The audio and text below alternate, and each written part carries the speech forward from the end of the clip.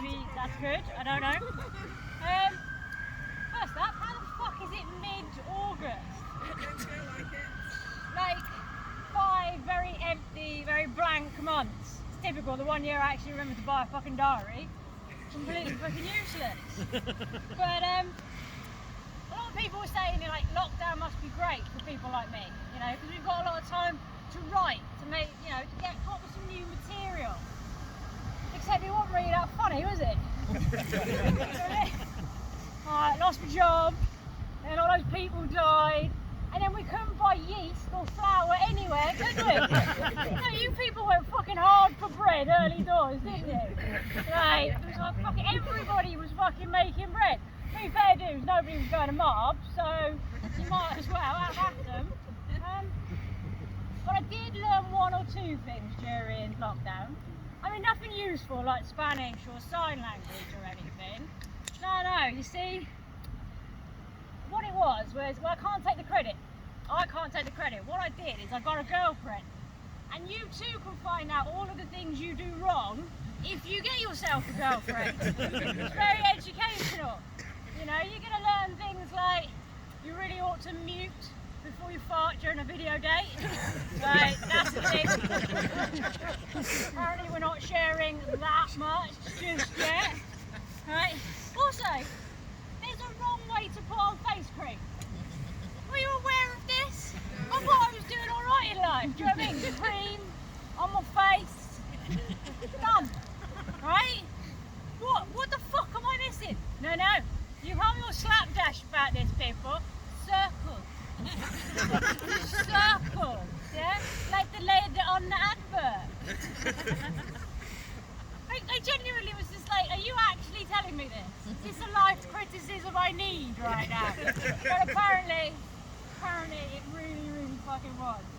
And to be fair, getting into a long distance relationship right before a global shutdown pretty much sums up my dating life, to be honest with you. Right? Just like 4 very long months, right? 4 months without getting laid. I mean, gazing longingly into her eyes. 118 days, not that anybody was counting. But to be fair, at least that dry spell wasn't my fault, right? So I'm taking that as an absolute win. Yeah, we spent over 100 fucking days in lockdown. That lad Brock Turner got less for raping that girl behind the dumpster. It's mental, right? I looked back at my Instagram photos from like day 8, posting captions like, "This is my life now." Looking back at that innocent bitch like, you've got no idea. No idea what's fucking coming.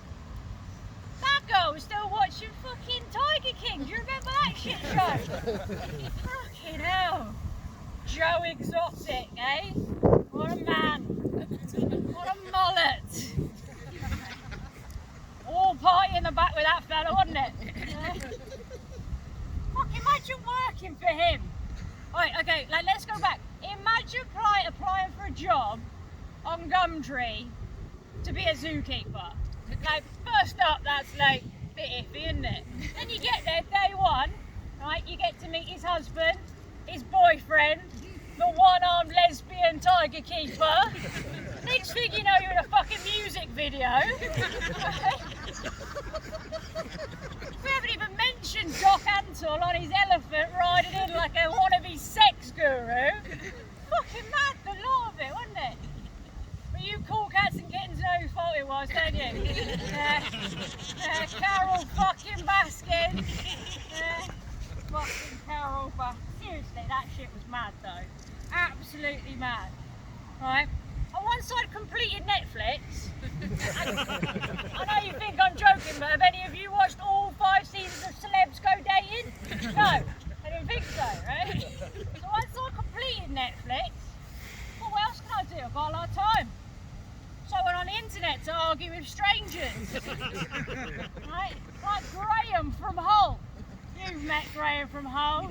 I'm not a racist, but yeah, that Graham, right? All lives matter to Graham. He's just a little fucking confused about what all means, right? And I do get his problem because some lives matter and a bunch of small print, it's just not catchy, is it? Let's be honest, right? Now, I'm not a scientist, not into statistics, but it's a bit of an overlap between the All Lives Matter crew and the anti-maskers, isn't there? Right? When I say overlap, if it was a Venn diagram, it'd be a fucking circle. And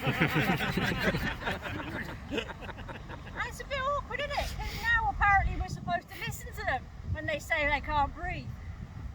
Bit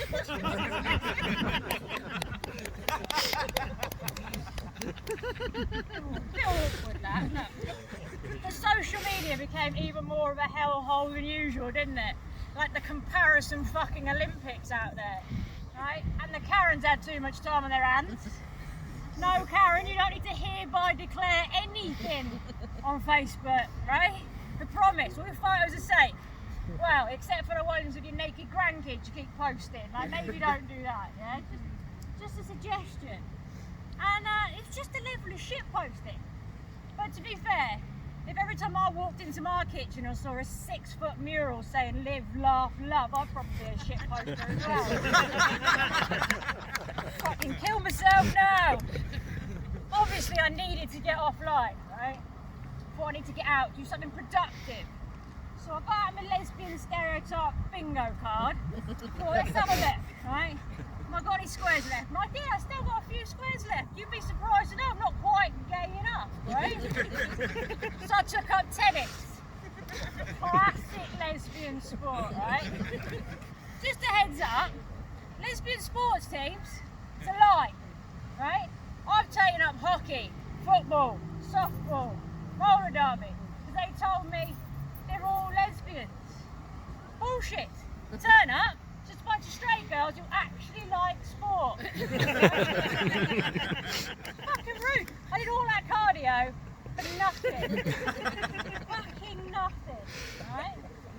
It's just not the one. But tennis is hard. I just thought I should tell you that. That net in the middle really doesn't fucking help either. Right? Fucking nightmare. Right? And learning something new is hard, isn't it? Because you always suck at the beginning. You're like, good luck, it's horrible, right? And that's normally fine. Except when an 8-year-old Andy Murray turns up next to you with his flawless fucking technique. Like, seriously, I'm over here serving underarm. And it's just like, we've just fucked up, little bastards. I don't need that in my life. I don't. Right? So, although tennis life is good, Wimbledon seems unlikely. I'm going to be honest with you. So I thought, it's probably about time I got a job. Right? You know, instead of running around pretending I'm going to be the next Marismo. Right? If you're into tennis, trust me, that's an ace joke. Right? So, I went out and I got a job. I didn't want to waste my lesbian bingo, right? I knew I still had some squares to tick off. Right? So I got a job in a prison. Thanks to you, Club. Down to prison. Right? Let me tell you how that's going. I don't work in a prison anymore. Seriously, I thought I'd woken up with some Channel 5 documentary about the UK's shittest jobs. It's fucking bleak. Seriously. Like one day I was queuing up to get in, right?